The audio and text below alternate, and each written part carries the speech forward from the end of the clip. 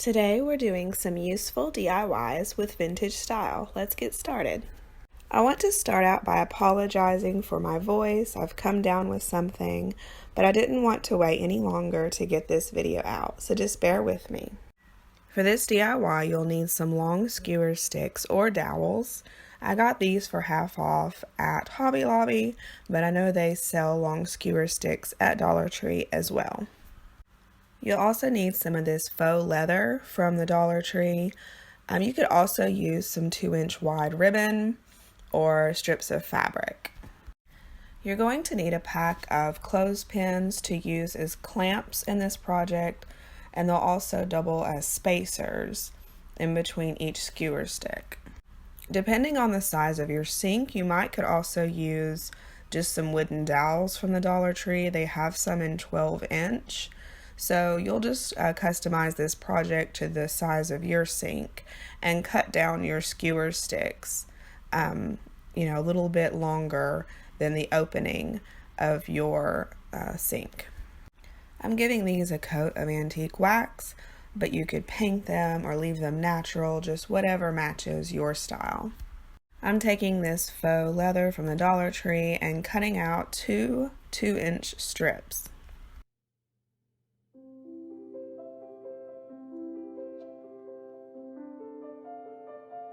To begin with, I'm going to take this strip of faux leather and fold it in half, glue and clamp that before I start sticking the dowels sandwiched inside of this folded over leather.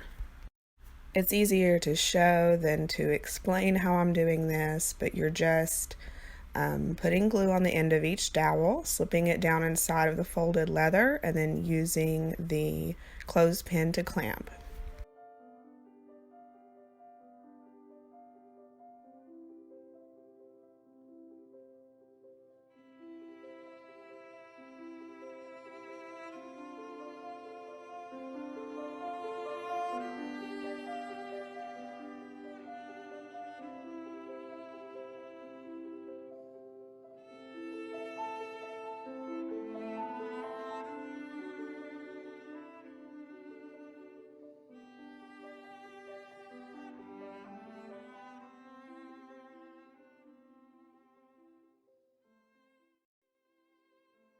Here are both sides done, and I'll just let that glue set up.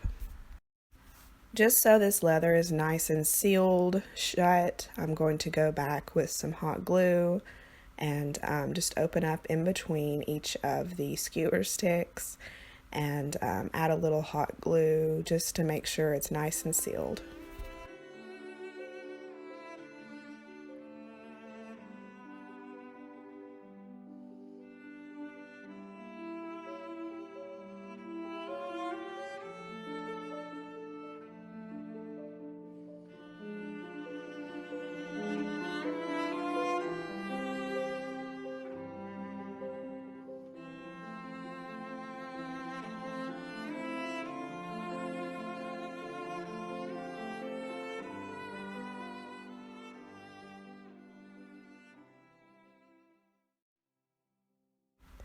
I love how this is looking, and I like that you can roll it up for storage.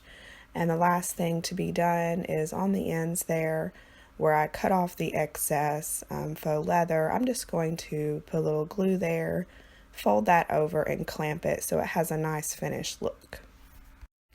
I just love this thing. I love the style of it.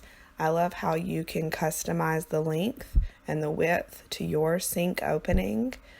And my favorite part about it is the price tag. This was less than $5 to make, and most of the ones that I saw online, while they were very modern looking and didn't match my style, they also were around $20 at least. So I really like this project, and this will be something I definitely use over and over in the future.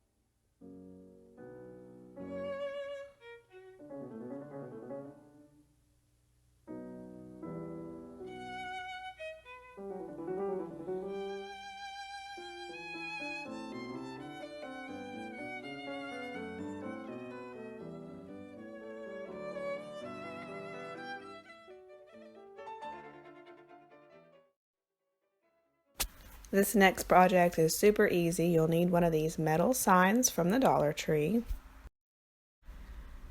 I'm just going to remove the hanger that came with it, and you could fill the holes that the hanger was in, or you could do what I'm doing, and I'm going to make a template just so that I can see where the holes are on one side to make them to punch holes on the opposite side in the exact place so that they'll be even and each side will be the same. Using the template, I just took a marker to mark where the holes should be, and I'm using this Crocodile Big Bite to make these holes. It was super easy.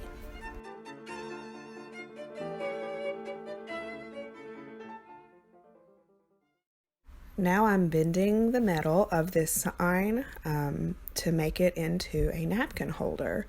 And I'm just using a paint stir stick here as a straight edge to hold the metal down, and then to make a straight crease, I'm just pulling up and bending that metal over. The first side turned out perfect. The second side, there was a little spot on it where it bent in the wrong place, but it's not super noticeable, and I don't think it ruined the project at all. It looks fine like it is, but there's a slight flaw in the bend. So, and then once you bend it incorrectly, it's pretty much, that's it. So I was lucky that I didn't completely mess it up. There's just this barely noticeable flaw on one side. For feet, I just used these half wood beads. I glued them on with some E6000.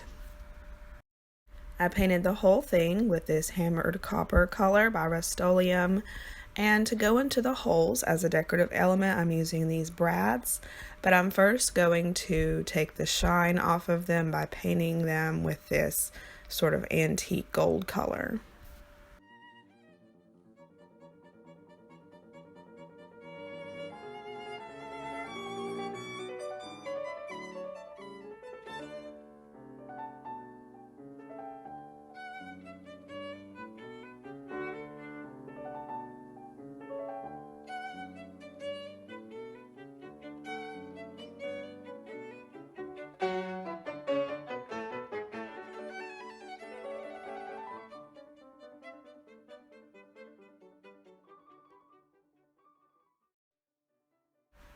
You could cut off the back of the brads and then glue them on, but I'm just going to use, the back of the brad to secure them onto it without using any adhesive.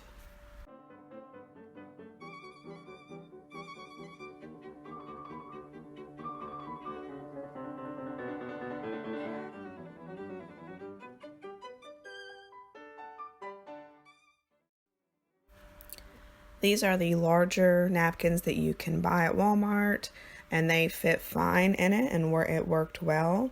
But I think that the smaller, more tea-sized napkins would look better in it.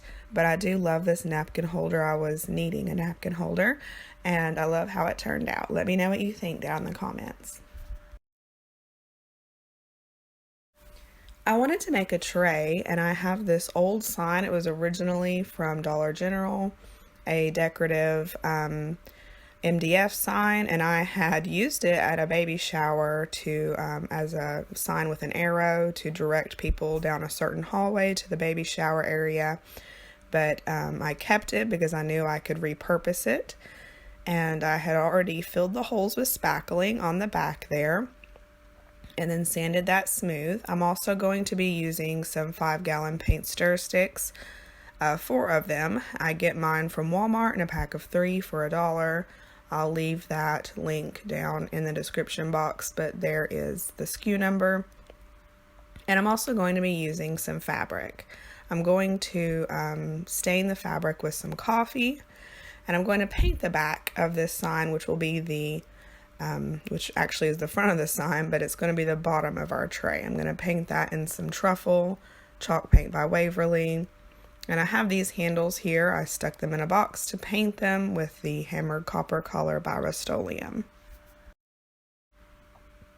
I'm just showing you here the difference. The coffee did not make a huge difference. Maybe I should have made it stronger, put more coffee grounds into the water maybe to make it a darker coffee. But it just took it from a bright white to an off-white, and so that was good enough for me. I just wanted to take that bright white and temper that down a little bit to a softer white. So now I'm just going to Mod Podge this fabric to this MDF sign.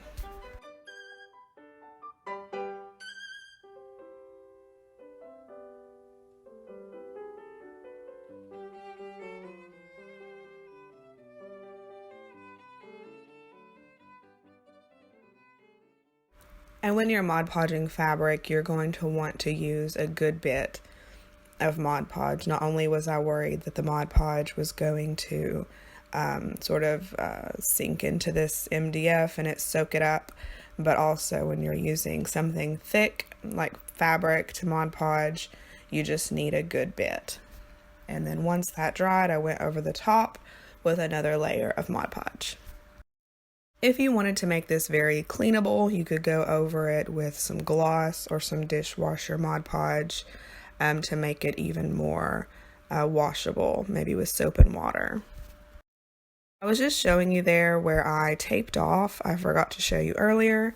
I taped off the edges of the tray with some painter's tape so that the Mod Podge wouldn't get on it, because I wanted it to be raw MDF, because I'm going to be using wood glue to attach wood to the side, and I didn't want it to be sealed over, so that glue would work great.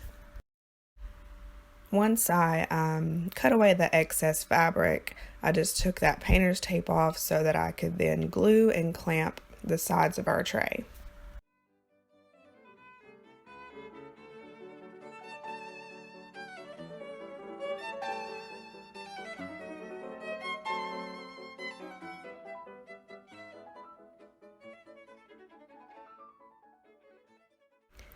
I used a miter saw to cut my paint stir sticks down, but you could get a box miter saw, like a hand saw.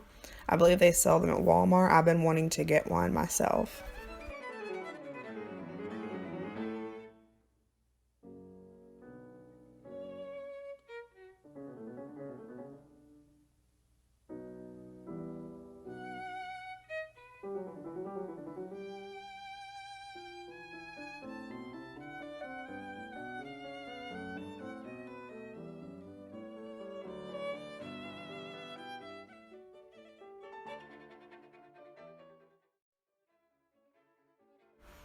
Once that wood glue set up, I just took some painter's tape, went around the edges, and so that the antique wax wouldn't get on the fabric.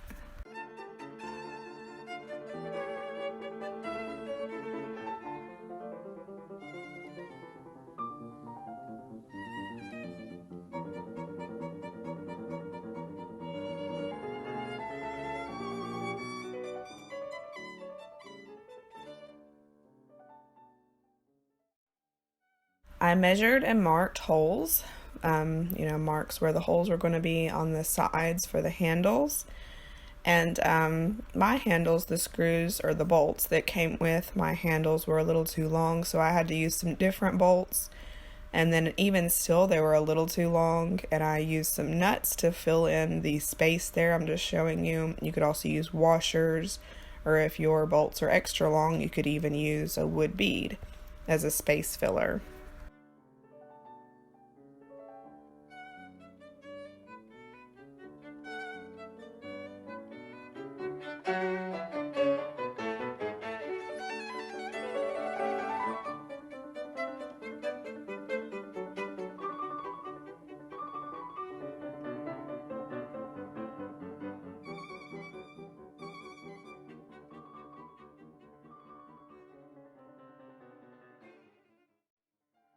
I just love how this tray turned out.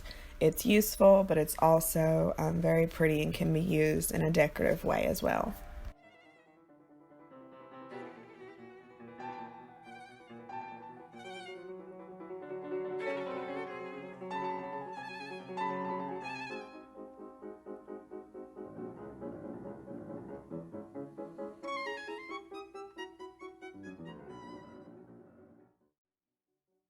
Thanks for hanging out with me today and putting up with my voice sounding like this while I'm sick. I appreciate every like, comment, and subscription. I hope you all have a wonderful day. See you in the next one.